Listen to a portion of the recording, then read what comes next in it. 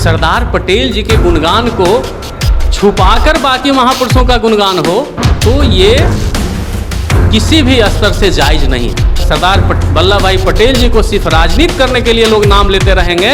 हम लोगों ने मुहिम जो छेड़ा है उसमें सरकार को भी जगाने का काम करेंगे कि आप सरदार पटेल को भुला नहीं सकते हैं। सरदार पटेल ही हैं जिसके कारण हम आज अखंड भारत में शांति प्रिय से रह रहे हैं। नमस्कार, मैं कृपा शंकर, आप इनसाइडर लाइव देख रहे हैं। आपको बताते चले, आज़ादी की लड़ाई में सरदार पटेल का नाम किसी से छुपा हुआ नहीं, लेकिन आज दिन पर दिन लगातार जो राजनीतिक बात कर ले या जो भी परिणाम देखने को मिला है पटेल के नाम पे, यानी सरदार पटेल के नाम पे, तो अनेक नेता जो भाषण मंचों से लंबे लंबे देते, लेकिन उनके नाम पे जो योजनाएं हैं अभी तक धरातल पर तो देखने को मिलता ही नहीं है कि सरदार पटेल भी हमारे देश की आज़ादी में, अखंडता में उनका योगदान रहा, अभी तक नहीं दिख रहा है। एक युवा, बिहार का एक युवा कहले, डॉक्टर हैं, डॉक्टर राकेश कुमार रंजन, आँख के डॉक्टर हैं। आखिर में आँख के डॉक्टर होते हुए भी समाज के सेवा में लंबे समय से जुड़े हुए हैं। 2017 में सरदार पटेल युवा मंच बनाते हैं और ग्रामीण स्तर तक, यानी गांव-गांव में लोगों को जागरूक करते हैं। लेकिन आज इनको एक ही बात याद है कि जिस तरीके से सरदार पटेल का नाम तो हम गांव-गांव में ले रहे हैं, लेकिन राजधानी से यानी पटना से जब हम लोगों को जोड़ेंगे नहीं, तब तक जो लोग हैं सरदार पटेल के बारे में जानेंगे कैसे।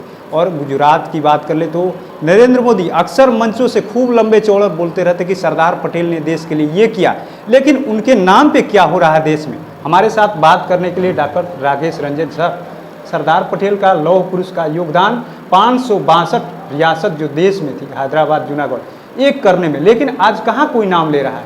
आप इस मुहिम में कैसे जुड़े और क्यों, आखिर में आपके जुड़ने से क्या फ़ायदा होगा देश को? देखिए, सरदार पटेल जो है लौह पुरुष सरदार वल्लभ भाई पटेल जी, जिन्होंने अखंड भारत का निर्माता कहें, जिन्होंने अपने बूते इस 562 रियासतों को एक किया। राजनेता लोग भाषण करते हैं, उसमें सरदार पटेल जी का सिर्फ नाम लेते हैं, लेकिन आज जो सरदार पटेल की पूरे देश में गौरव बखान होनी चाहिए वो नहीं है। आप भी जानते, हम भी जानते हैं, आप कहीं भी चले जाएं, सरदार पटेल जी का मूर्ति हर चौक चौराहे पे दिखना चाहिए, ताकि समझ में आना चाहिए लोगों को कि यही अखंड भारत का निर्माता सरदार वल्लभ भाई पटेल जी हैं, जिनके कारण आज हम आज़ाद भारत में जी रहे हैं।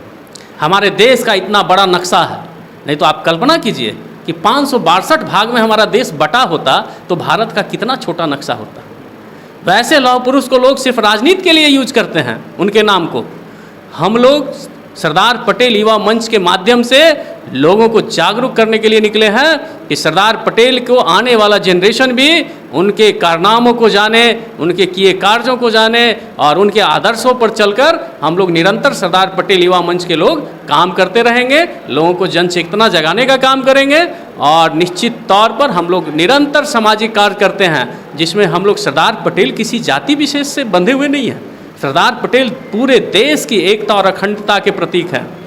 और इस बार सरदार पटेल युवा मंच तय किया है कि पूरे बिहार में सरदार पटेल जी का जयंती विशेष तौर पर मनाने का संकल्प लिए हैं हम लोग। और इस बार हम लोग पूरे बिहार में 31 अक्टूबर को राष्ट्रीय एकता दिवस को एक विशेष तरीक़ा से मनाएंगे। प्रत्येक जिला में हम लोग सरदार पटेल युवा मंच के बैनर तले प्रभात फेरी निकालने का काम करेंगे और प्रत्येक घरों में घर घर सरदार पटेल का झंडा लगाने का काम करेंगे। सर, सरदार पटेल के नाम पे तो अनेक नेता वोट लेते हैं, राजनीति करते हैं, ठीक है, लेकिन आप तो डॉक्टर हैं, आप सामाजिक रूप से जीवन में जुड़े हुए हैं, आपको कोई दिक्कत नहीं है, डॉक्टर हैं, नौकरी, अच्छे खासे पैसे कमाते हैं, लेकिन आपको कहाँ कब याद आ गया कि आखिर में सरदार पटेल को लेकर के हमको चलना है, उनके विचारों को बढ़ाना है? आखिर में कब ये विचार आया आपके मन में?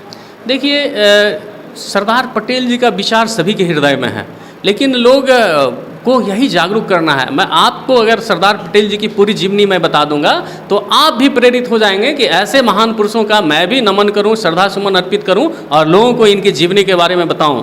तो ये प्रेरणा जगाने की ज़रूरत है। मेरे अंदर जो प्रेरणा जगी है, मैं उनके पूरे जो सरदार पटेल जी का जीवनी पढ़ा जब अपने विद्यार्थी जीवन में, उसी समय से मेरे अंदर सरदार पटेल जी की प्रेरणा जगी हुई है। और मैं गुजरात में 2 साल जॉब किया वहाँ पे, तो वहाँ सरदार पटेल जी का निरंतर कोई भी कार्यक्रम होता रहा, उसमें मैं भाग लेते रहा और जब मैं बिहार आया तो बिहार में भी मैं 2017 में ही सरदार पटेल युवा मंच का गठन किया और इसके माध्यम से हम लोग प्रत्येक वर्ष गरीबों के बीच कंबल वितरण, ठंड में गरीबों के बीच कुछ न कुछ कार्यक्रम हम लोग करते रहते हैं और सरदार पटेल जी के नाम पर इसलिए करते हैं कि लोग उस समय भी सरदार पटेल जी को याद करें। आज इस तरीके से बात करें तो अनेक नेता पे चर्चा होती है, ये चर्चा वो चर्चा सब चर्चा होती है। कर्पूरी चर्चा की बात कर ले या जेपी चर्चा की बात कर ले, तमाम महात्मा गांधी पर चर्चा होती है, होना चाहिए, अच्छी बात है। लेकिन वहीं सरदार पटेल की बात आती है तो गुजरात के हैं, क्षेत्रवाद भी हमारे देश में बहुत हावी हो गया है। आप इसके बीच से कैसे सरदार पटेल को बिहार लाइएगा, यानी उनके विचार को बिहार के लोगों को कैसे बताइएगा, क्योंकि इस समय इन दोनों देखने को मिल रहा है कि क्षेत्रवाद काफ़ी हावी दिख रहा है। बिहार के लोगों को कैसे आप समझाइएगा? निश्चित तौर पर आपने कहा जो भी महापुरुष रहे हैं सभी महापुरुषों की गुणगान होनी चाहिए, मैं भी इसका समर्थन करता हूँ। लेकिन सरदार पटेल जी के गुणगान को छुपाकर बाकी महापुरुषों का गुणगान हो तो ये किसी भी स्तर से जायज़ नहीं है। अगर पूरे देश में अगर कोई अखंड भारत का निर्माता है तो वो लौह पुरुष सरदार वल्लभ भाई पटेल जी हैं। और अगर सरदार वल्लभ भाई पटेल जी को सिर्फ राजनीति करने के लिए लोग नाम लेते रहेंगे तो इससे सरदार पटेल जी के आने वाले समय में जो लोग हैं वो धीरे धीरे और भूलते जाएंगे। हम लोगों ने मुहिम जो छेड़ा है उसमें सरकार को भी जगाने का काम करेंगे, वो राज्य की सरकार हो, केंद्र की सरकार हो, कि आप सरदार पटेल को भुला नहीं सकते हैं। सरदार पटेल ही हैं जिसके कारण हम आज अखंड भारत में शांति प्रिय से रह रहे हैं। हम सभी महापुरुषों को सम्मान करते हैं, सभी ने अपना अपना योगदान दिया, लेकिन जो पूरे देश में सबसे अहम योगदान सरदार पटेल जी का रहा है उसे किसी भी स्तर से भुलाया जाना हम इसे बर्दाश्त नहीं करेंगे। आने वाले समय में सरदार पटेल पर चर्चा आप कराइएगा, गांव-गांव जाकर के या जिला स्तर पे आप चर्चा कराने का मुहिम चलाएंगे क्या? निश्चित तौर पर हम लोग तो इसी 31 तारीख से ही हम लोग शुरू कर दिए हैं कि उनके जयंती को धूमधाम से मनाएंगे हम लोग पूरे बिहार में। उसके बाद सरदार पटेल परिचर्चा हम लोग कार्यक्रम करेंगे। इसका कोई पॉलिटिकल हम लोग का इशू नहीं है, कोई राजनीतिक इशू नहीं है। कोई राजनीतिक इशू नहीं। उनकी छवि जो लोग भूलते जा रहे हैं, उनकी संस्कृति एक तरीके से कहे देश की, उसको बिल्कुल उनके जो विचार है उसको जन जन तक पहुंचाने का कार्य करेगी सरदार पटेल युवा मंच।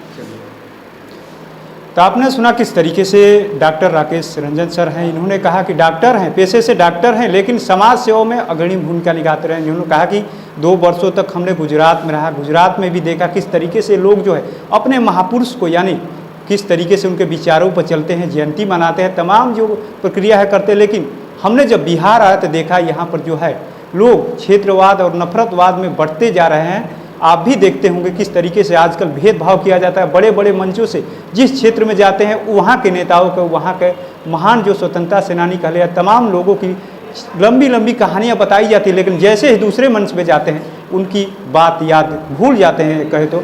और ये साफ साफ डॉक्टर साहब कह रहे हैं कि अब हम जाएंगे बिहार के कोने कोने के लोगों को चर्चा कराएंगे कि सरदार पटेल के विचार ये थे, जिस तरीके से उन्होंने पूरे देश को जोड़ा। आप लोग भी उनके विचारों को अपनाइए और बिहार ही नहीं पूरे देश को जोड़िए, क्षेत्रवाद और नफरतवाद में आप लोग मत बरतिए। और इनका ये भी कहना कि हमारा कोई पॉलिटिकल उद्देश्य नहीं है, नहीं राजनीतिक कोई उद्देश्य नहीं है। अब आने वाले समय में पता चल ही जाएगा कि जिस तरीके से डॉक्टर साहब ने कहा है, क्या विचारों को लोग सरदार पटेल के विचारों को कितना लोग ग्रहण करते हैं, या वही जो पुराना घिसा पीटा भाषण है उन नेताजी का सुन करके लोग उन्हीं रास्ते पर चलने का काम करते हैं। तो ऐसे ही तमाम अपडेट से जुड़े रहने के लिए इनसाइडर लाइव देखते रहें।